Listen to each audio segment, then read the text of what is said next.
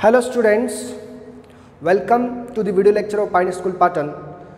Last lecture में आप लोगों ने एरर के बारे में पढ़ा था। फिजिक्स में मेजरमेंट में एक बेसिक टॉपिक रहता है एरर, जिसका मीनिंग है मेजर्ड वैल्यू और ट्रू वैल्यू का डिफरेंस। ऐसा आपको मैंने समझाया था। एरर के थ्योरेटिकल टाइप्स बताए थे और लास्ट में एक एग्जाम्पल एनसीईआरटी का आपको बताया था, जो एनसीईआरटी में वैसा ही आपको मिलेगा। मैंने रिफ्रैक्टिव इंडेक्स का एग्जांपल दिया था और एनसीईआरटी में आपको टाइम पीरियड ऑफ पेंडुलम पे ऊपर क्वेश्चन है, आप लोगों ने किया होगा अच्छे से। नाउ कॉम्बिनेशन ऑफ एरर, जब भी कोई क्वांटिटी ऐड होती है, सब्ट्रैक्ट होती है, मल्टीप्लाई, डिवाइड या उसकी कोई पावर्स होती है अगर, ओके, तो उसमें एरर कैसे इंट्रोड्यूस होती है उसको हमको आज पढ़ना है। और इस टॉपिक से जो कॉम्पिटिटिव पॉइंट ऑफ व्यू से क्वेश्चन बहुत ज़्यादा आते हैं। ओके, सो बेसिकली अगर मैं आपसे कहूँ लास्ट जो एग्जांपल है उससे लेवें अगर, तो इफ़ रिफ्रैक्टिव इंडेक्स का जो मीन वैल्यू था वो आपको मिला था 1.50, ओके, और आपको डेल्टा म्यू एम यानी कि उसका मीन एब्सोल्यूट एरर जो मिला था वो मिला था 0.02 राउंड फिगर करने के बाद। एक बार आप देख ले पिछला लेक्चर, नहीं तो अगर ऐसा होता है तो यहाँ पर आपके पास रिफ्रैक्टिव इंडेक्स का एक्सप्रेशन बन जाता है 1.50 plus minus 0.02। This is the value of refractive index including error. Okay, for example मैं आपसे कहूँ कि किसी का टाइम पीरियड 1.30 है और उसका टाइम पीरियड का मीन एब्सोल्यूट एरर या एब्सोल्यूट एरर, अकेला एक्सप्रेशन है तो उसकी वैल्यू और उसका एब्सोल्यूट एरर है। फॉर एग्जाम्पल वहाँ पर उसमें 0.5 है, देन उसका एक्सप्रेशन हो जाएगा t is equals to T plus minus delta T. Okay, ध्यान रखें ये t इंक्लूडिंग एरर है और ये t उसकी एक्चुअल वैल्यू है, मतलब जो मीन वैल्यू आपने ऑब्टेन करी है। ओके, सो मीन वैल्यू में एरर जो एब्सोल्यूट एरर है उसको प्लस माइनस अपन को लिखना है। यहाँ पर आप इस वैल्यू को पुट करेंगे तो 1.30 प्लस माइनस 0.05। इन दोनों केस में ऐसे एक्सप्रेशन से आपको परसेंटेज एरर निकालना आना चाहिए। जो लास्ट टॉपिक में आपने बड़ा सा क्वेश्चन किया उसका एक सिंपल सा क्वेश्चन आपको मिल सकता है, परसेंटेज एरर, जो आपने क्या लिखा था, mean absolute error divide bye mean value, यानी कि ये जो है ये हमारी क्या है, एब्सोल्यूट एरर। अगर सिंगल एक्सप्रेशन है तो वो क्या है, एब्सोल्यूट एरर, और ये क्या है हमारी mean value. Okay, mean value. So जो भी मीन वैल्यू है उसमें से मीन एब्सोल्यूट एरर का डिवाइड करें अगर अपन, डेल्टा मतलब delta mu M divide by mu M, ये हमने फॉर्मूला लिखा था। ओके, तो सेम यहाँ से वैल्यू उठा के मैं आपको बताता हूँ, 0.02 divide by 1.50 into 100। Last step आपको ये याद होगी, उसका 1.33% आया था। ओके गाइस, सो मैं यहाँ पर आपसे क्या कहना चाह रहा हूँ कि आप लोग जब भी किसी एक्सप्रेशन से परसेंटेज एरर निकालेंगे तो absolute error divide by its value, absolute error divide by its value is known as percentage error. Okay, so अगर कोई क्वेश्चन के तौर पे मैं आपको इससे बात करूँ एक, तो सुनिएगा।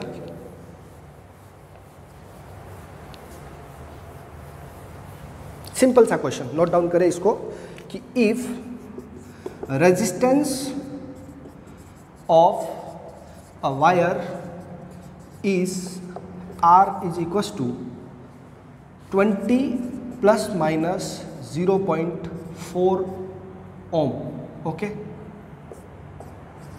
then what is its absolute error? First देखिए आप, absolute error,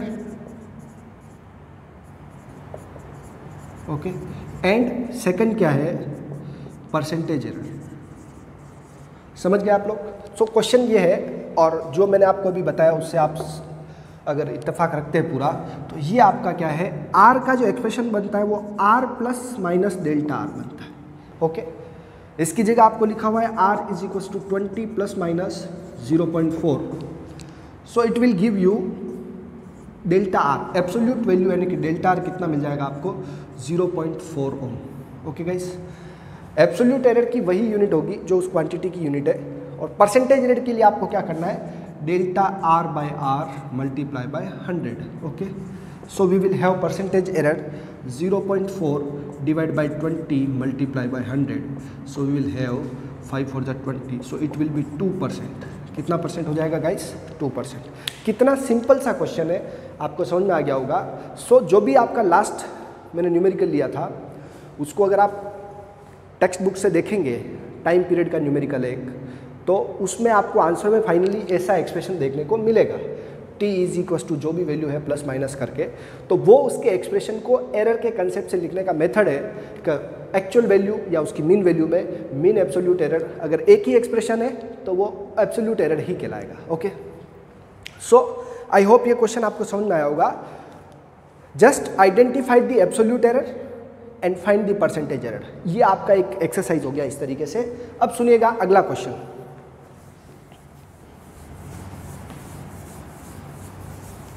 अगला टॉपिक कि हमको एरर फाइंड करनी है. फर्स्ट जो टॉपिक ले रहा हूँ मैं कॉम्बिनेशन ऑफ एरर के अंदर, वो है एरर इन एडिशन या एरर इन सम और डिफरेंस. जब भी दो नंबर्स का सम और डिफरेंस होता है तो एरर सेम मेथड से ऐड होती है. गाइस वेरी इंपॉर्टेंट, इसको आप ध्यान से सुनेंगे कि अगर मेरे पास if I have a number A, okay, A कोई नंबर है जिसको मैं कैपिटल ए स्मॉल ए किसी से भी लिख सकता हूँ. ए जो है आपका A plus minus delta A है, और बी क्या है, बी भी है B plus minus delta B.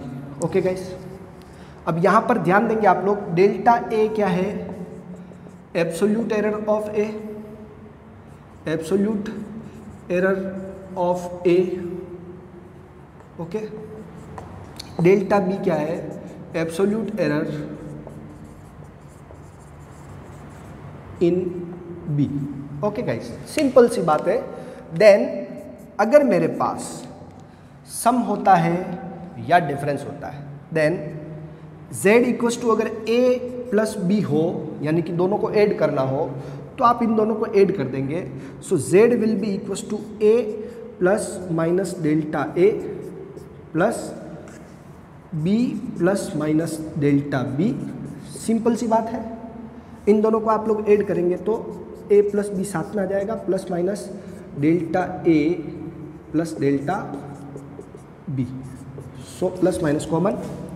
So this will give you z is equals to, अगर इसको कंपेयर करें तो ये किसकी वैल्यू है, z की, ये किसकी है प्लस माइनस डेल्टा z, और ये किसका है z.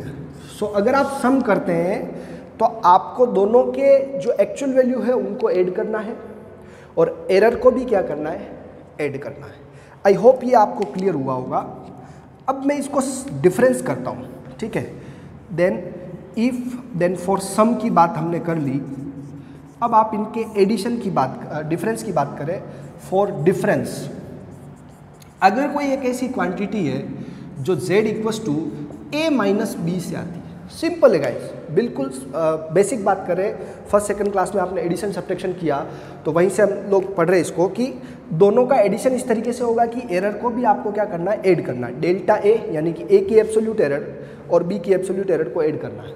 लेकिन अगर आपके पास क्वांटिटी जो आने वाली रिजल्ट से वो सब्ट्रैक्शन से आ रही है तो आप वैल्यू पुट करें a plus minus delta A minus B plus minus delta B. Okay guys, so a और b तो माइनस हो जाएंगे, लेकिन वेरी इंपॉर्टेंट, डेल्टा ए और डेल्टा बी ऐड ही होंगे, क्योंकि मैं प्लस माइनस लिखूं चाहे माइनस प्लस, बात वही है. So it will give you z equals to a minus B plus minus delta A plus delta B.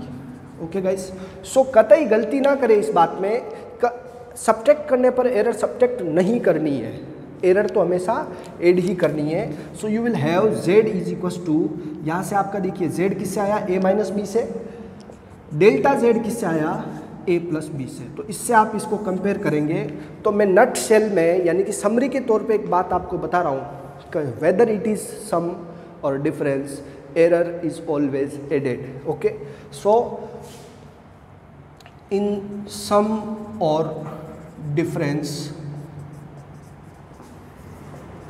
Error, absolute error is always added. Okay, absolute error को हमेशा क्या करेंगे, जोड़ी जाती है। सो वी कैन से, एक बात है जिसको आप समरी के तौर पे यहाँ पर लिख सकते हैं कि error is additive in nature. Error कैसी होती है, error is additive in nature, हमेशा जुड़ने की प्रवृत्ति रखती है in nature. Okay guys, I hope ये क्लियर हुआ होगा आपको।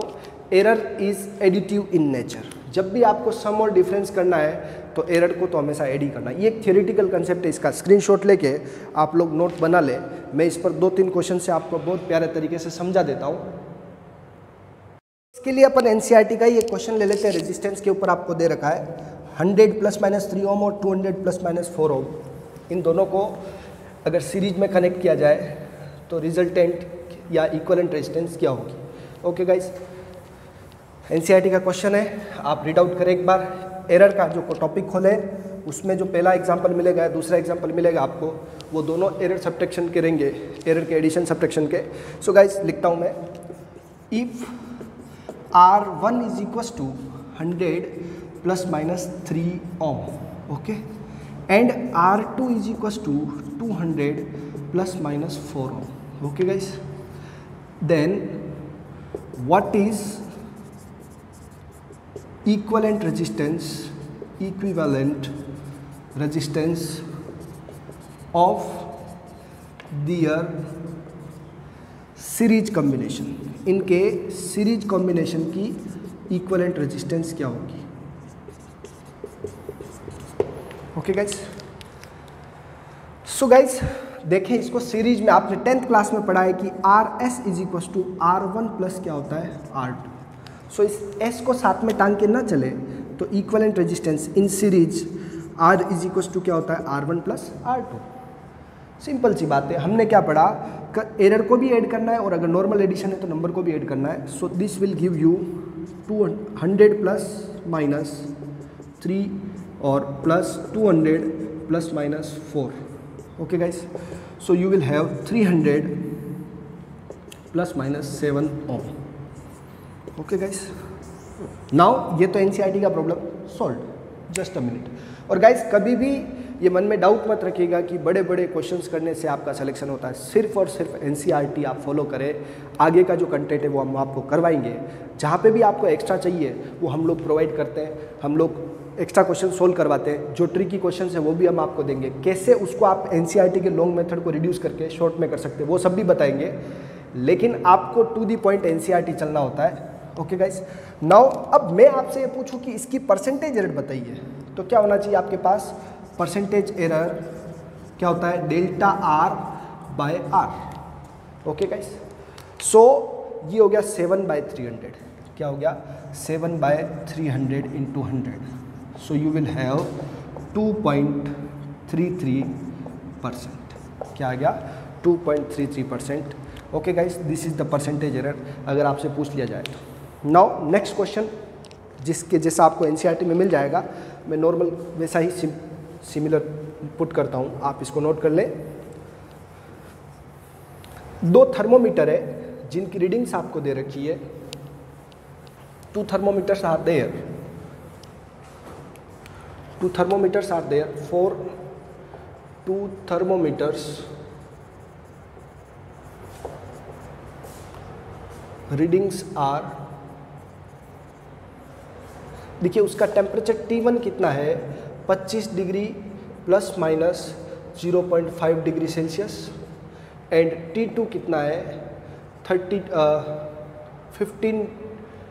±0.2 degree Celsius. Okay guys, note कर ले, ऐसा रैंडम सा कोई भी डिजिट आप चूज कर सकते हैं।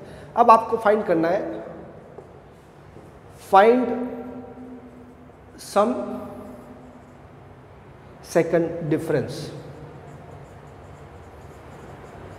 Of temperatures. तो इन दोनों का टेम्परेचर का सम और डिफरेंस करना है गाइस। तो सम मैं आप पे छोड़ता हूँ, अभी मैंने रेजिस्टेंस का कराया वैसे ही कर लेंगे आप लोग।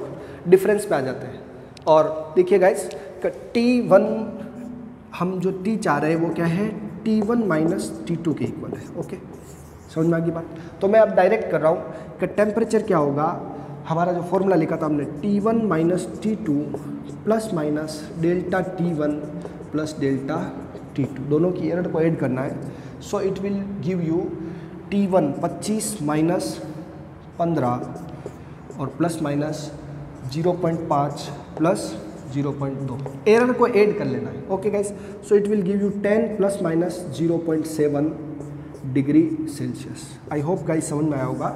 डिफरेंस का एक कंसेप्ट याद रखें कि हमें एरर को तो ऐड ही करना है। ओके गाइस, ऐसा ही हम लोग डिवीज़न और मल्टीप्लिकेशन में शॉर्ट वे में आपको समझाने की कोशिश करूँगा, बिल्कुल ज़्यादा लेंदी प्रोसेस से नहीं समझेंगे। मल्टीप्लिकेशन और डिवीज़न में भी डिजिट हम सेम लेंगे, ए और बी से समझने की कोशिश करेंगे सिंबॉलिक फॉर्म में।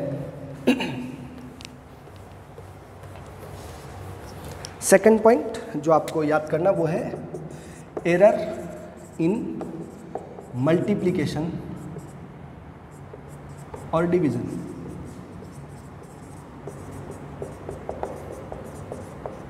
मल्टीप्लिकेशन और डिवीज़न, ध्यान रखें किसी भी कांस्टेंट में कोई एरर नहीं होती है। अगर किसी के आगे पाई आर स्क्वायर एच है सो पाई की एरर तो होगी नहीं, क्योंकि पाई तो फिक्स है। ओके, सो अगर मेरे पास z equals to A into B है और a डिवाइड बाई बी है और a डिवाइड बाई बी है, वो का वही है जो अभी पहले थोड़ी देर पहले लिखा, डिजिट वही है, एजम्पशन वही है। तो a को हम क्या ले लेते हैं, a प्लस माइनस डेल्टा है। b को क्या ले लिया, b plus minus delta b। जहाँ पे साइड में आप लिखेंगे a डेल्टा a क्या है, a की एब्सोल्यूट एरर, डेल्टा b क्या है, b की एब्सोल्यूट एरर। अगर आपके पास if z equals to a multiply by b है तो आपको लिखना है कि then which implies delta z by z is equals to delta a by a plus delta b by b। Okay, यहाँ पर आप क्या करेंगे, z कैसे निकालेंगे, ये वाला z कैसे निकालेंगे, हियर z आप निकालेंगे, z को actual value of a into B से निकालेंगे। ओके, समझ में आ गई बात। अगर आपके पास if z equals to a divide by b, a b में डिवाइड होता है, तब भी आपको कुछ भी नया नहीं करना है। Delta z by z is equals to delta a by a plus delta b by b। Okay, here you must mind it कि जो ये z आएगा वो z किससे आएगा, a की वैल्यू और b की जो एक्चुअल वैल्यू है उनको डिवाइड करने से आएगा। ओके गाइस, सो इन नटसेल आपको ये याद करना है कि सम और डिफरेंस में तो एब्सोल्यूट एरर ऐड होती है, लेकिन मल्टीप्लिकेशन और डिवीज़न में एब्सोल्यूट रिलेटिव एरर्स ऐड होती है। क्या होती है, सो मैं लिख रहा हूँ यहाँ पर, इन प्रोडक्ट और डिवीज़न, चाहे प्रोडक्ट हो चाहे डिवीज़न हो, relative errors are added. Relative errors हो और क्वेश्चन में अगर परसेंटेज एरर हो तो परसेंटेज एरर भी जोड़ सकते हैं। Relative errors are added to give the relative error in result। Result में आपको रिलेटिव एरर लानी है। अगर डेल्टा z बाई जेड क्या है, z की रिलेटिव एरर है। ओके गाइस, सो उसका आंसर दोनों की रिलेटिव एरर को ऐड करने से आएगा। डेल्टा z बाई जेड क्या है, दोनों की रिलेटिव एरर को ऐड करने से आएगा। अगर आपको एब्सोल्यूट एरर निकालनी है डेल्टा z, तो इस z को उधर भेज देंगे। ओके गाइस, यही बात परसेंटेज एरर के लिए भी लागू होगी।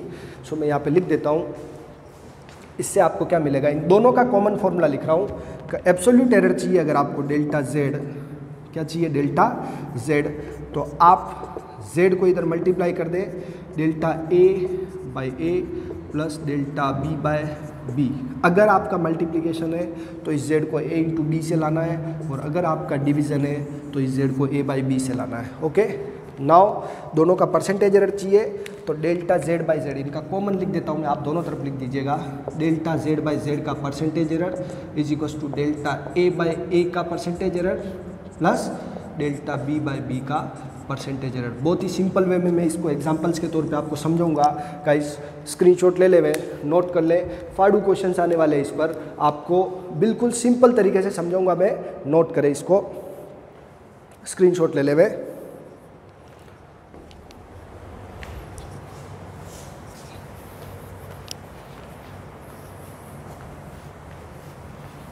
Starting from the very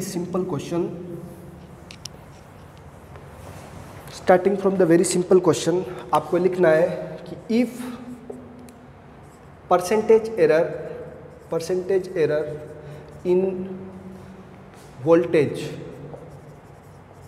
is 5% and current is 3%, then what is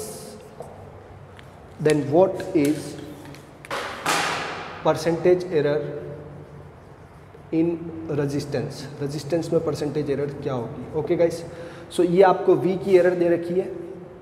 voltage को किससे लिखते हैं आप लोग? V से। करंट को किससे लिखते हैं? I से। रेजिस्टेंस को निकालना है। सो हम जानते हैं कि रेजिस्टेंस क्या होता है? V/I। ओके गाइस, तो मल्टीप्लाई हो चाहे डिवाइड हो, डेल्टा R/R का percentage error is equal to delta V/V का percentage error plus delta I/I का परसेंटेज एरर। ओके गाइस, सब कुछ दे रखा है आपको। गिवन क्या है? डेल्टा V/V का परसेंटेज एरर कितना? 5%। सीधा लिखना 5% प्लस 3% इज इक्वल टू आपका आंसर आ गया 8%। So percentage error in resistance कितनी हो गई? 8%। कितना समझ में आया आपको? बहुत अच्छे से। ओके गाइस, नाउ नेक्स्ट थोड़ा सा आपके लिए एनसीईआरटी के हिसाब से ले रहा हूँ मैं कि एनसीईआरटी में कैसे क्वेश्चंस होंगे। यही ऐसा क्वेश्चन ले लेते हैं कि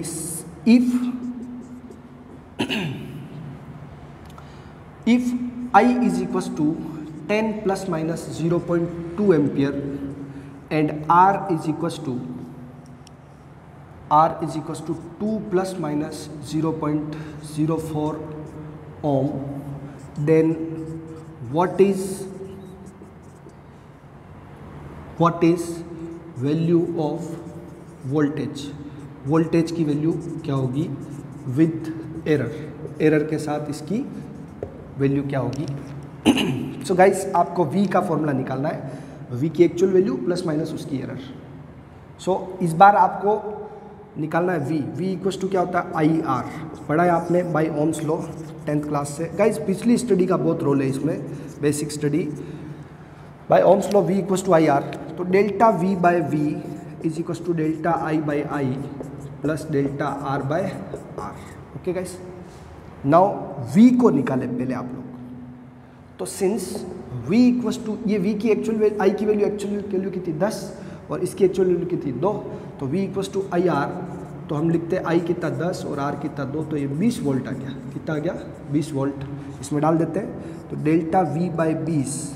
ओके, डेल्टा I कितना है? 0.2। यहाँ से उठाएंगे आप लोग, डिवाइड बाई I 10 प्लस ये कितना? 0.04 डिवाइड बाय 2। ओके, इन दोनों को सम करके इधर भेज देंगे तो ये क्या आ जाएगा? डेल्टा V आ जाएगा आपके पास। क्या आ जाएगा? Delta V। So guys, tough नहीं है, आप लोग केवल नोट करें कि डेल्टा V निकालना है तो हमको V की एक्चुअल वैल्यू भी निकालनी पड़ेगी। हमको एरर के साथ एक्सप्रेशन चाहिए। परसेंटेज एरर, रिलेटिव एरर चाहिए होती तो इतना करना ही नहीं था, वैल्यूज पुट करके इधर का आंसर आ जाता। अभी देखिए आप लोग, delta V/20 is equals to 0.2 और इनका एलसीएम कितना आता है? देखिए, एलसीएम तो आप 20 ले ले बिना सोचे, क्रॉस मल्टीप्लाई कर दे 0.4 और ये आ गया 0.4। ओके गाइस, 20 से 20 क्या हो गया? कैंसिल। हर केस में ऐसा ही होगा। इन दोनों का अगर मल्टीप्लाई से आता है तो डिवाइड से आएगा, कैंसिल नहीं होगा, ध्यान रखें। तो 0.4 और 0.4 कितना हो गया? 0.8। Okay guys, now you will have the answer delta V as 0.8। क्या होगा? हैंस वोल्टेज क्या हो जाएगा? Voltage is equals to V is equals to 20, तो actual value plus minus 0.8 volt. समझ में आ गया गाइस? सिंपल क्वेश्चन है, स्क्रीनशॉट ले ले हुए। एनसीईआरटी का जो आप एग्जांपल्स करे थे उसके आगे वाला एग्जांपल इसी पे होगा, और आपको या तो V इक्वल्स टू IR होगा, या R is equals to V/I होगा, या I is equals to V/R होगा। इन्हीं पे क्वेश्चंस होंगे। ओके गाइस, अब अगर आपको इस क्वेश्चन में सपोज दैट डायरेक्ट पूछते परसेंटेज एरर, क्या पूछते हैं? Percentage error. तो मैं परसेंटेज एरर पहले यहाँ से निकाल रहा हूँ। Okay, 0.8 divide by 20 into 100 percentage error in V। तो percentage error in V direct आपको करना है तो कैसे करेंगे आप लोग? Delta V/V is equals to delta I/I प्लस delta R/R।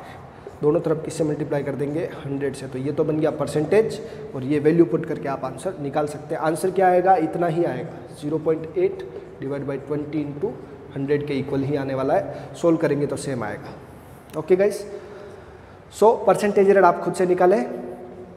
Now next question और टॉपिक लास्ट लेता हूँ मैं। जब आपके पास किसी क्वांटिटी की पावर आ जाए तो आप क्या करेंगे, किसी क्वांटिटी की पावर आ जाए तो आप क्या करेंगे।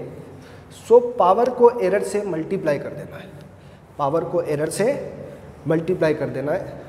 जो रिलेटिव एरर थी वो मल्टीप्लाई हो जाएगी। लास्ट लिख रहा हूँ मैं, इफ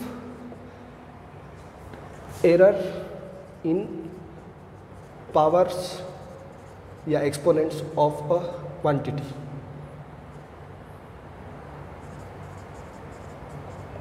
किसी भी क्वांटिटी की जो पावर होगी उसमें एरर कैसे निकालेंगे आप लोग ध्यान से देखें।